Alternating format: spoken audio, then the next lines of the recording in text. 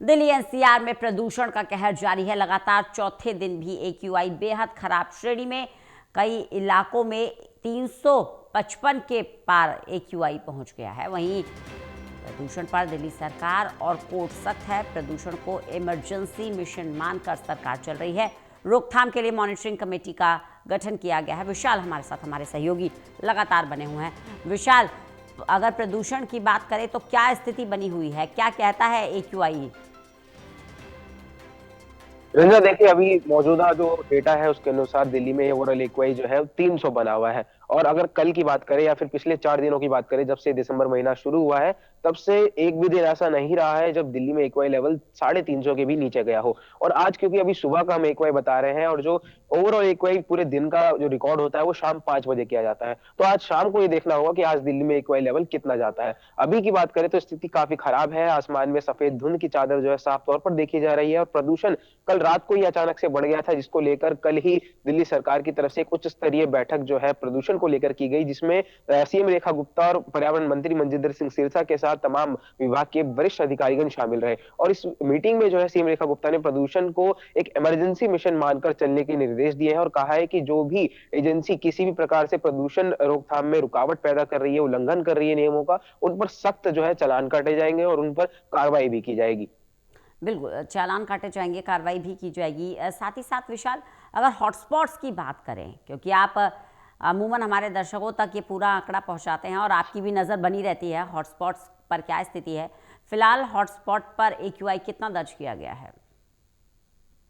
देखिए अभी जो दिल्ली का जो सबसे ज्यादा एक्यूआई लेवल है वो नेहरू नगर में दर्ज किया गया है, जो कि 355 है। बाकी जो अन्य हॉटस्पॉट है जैसे आनंद विहार हो, अलीपुर हो, अलीनगर हो, इन सभी इलाकों में फिलहाल एक्यूआई लेवल 350 के नीचे जरूर है, लेकिन ये सुबह का आंकड़ा है जो हम बता रहे हैं। और शाम होते होते इसमें और ज्यादा उछाल आएगा, क्योंकि मौसम विभाग ने सख्त चेतावनी जो है वो जारी करी है, जिसमें कहा गया है कि 5 दिसंबर तक दिल्ली में जो तापमान है वो काफी ज्यादा नीचे गिर सकता है। और जब जी। तापमान में गिरावट आती है तो प्रदूषण के स्तर में अपने आप उछाल दर्ज किया जाता है। तो उसका असर अभी हम देख भी पा रहे हैं, उसकी एक झलकी देख पा रहे हैं। तो ये कहा जा सकता है कि आने वाले दिनों में राजधानी का प्रदूषण जो है और ज्यादा बढ़ सकता है। लेकिन सरकार जिस तरह से लगातार प्रयास कर रही है, मॉनिटरिंग स्टेशन की संख्या बढ़ाने की भी बात की गई है, जनवरी तक जो है 6 अतिरिक्त मॉनिटरिंग स्टेशन भी लगाए जाने हैं।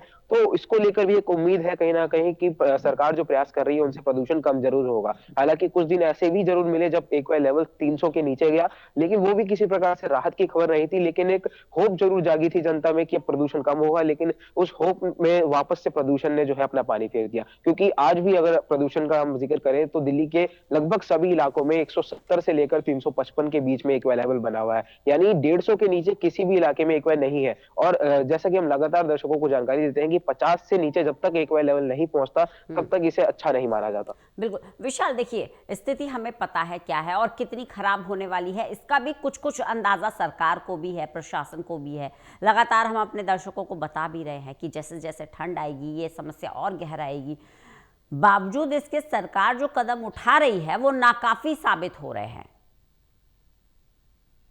बिल्कुल, देखिए कहा जा सकता है कि सरकार के तमाम प्रयास, चाहे वो ग्रैब के नियमों में सख्ती करना हो, विंटर एक्शन प्लान में कुछ चेंजेस करना हो, या फिर दिल्ली में लगातार जो प्रदूषण रोकथाम के लिए कार्य किए जा रहे हैं, उन सभी कार्यों में कोई सटीकता, कोई हम कह सकते हैं सफलता जो है हासिल अभी नहीं हुई है। क्योंकि दिल्ली में नवंबर का महीना जब से शुरू हुआ है तब से एक भी दिन अभी तक जो है साफ हवा दिल्ली को नहीं मिली है। अक्टूबर और सितंबर में हम कह सकते हैं कि दिल्ली का एक्यूआई लेवल जो है 100 से नीचे दर्ज किया जाता था, लेकिन जैसे ही नवंबर का महीना शुरू हुआ, दिवाली के बाद से ही हम कह सकते हैं कि प्रदूषण ने अपना जो है जोर पकड़ा, और अभी तक एक्वा लेवल जो है 200 के नीचे ओवरऑल की हम बात कर रहे हैं वो नहीं पहुंचा है। तो ये अपने आप में बड़ा संकेत देता है कि प्रदूषण को लेकर कितनी ज्यादा सख्ती जो है बरतने की जरूरत है। और न केवल दिल्ली सरकार बल्कि केंद्र सरकार हो, सुप्रीम कोर्ट हो, हाई कोर्ट, सभी लोग जो है प्रदूषण के मामले को लेकर चिंतित है। कल जंतर मंतर पर भी एक बड़ा विरोध प्रदर्शन प्रदूषण को लेकर किया गया, जिसमें दिल्ली के आम नागरिक हो, एनएसवाई के कार्यकर्ता हो, इन सभी लोग जो है मिलकर इकट्ठा हुए और फेस मास्क लगाकर उन्होंने सांकेतिक रूप से प्रदर्शन किया। ऑक्सीजन सिलेंडर लेकर वहां पहुंचे थे,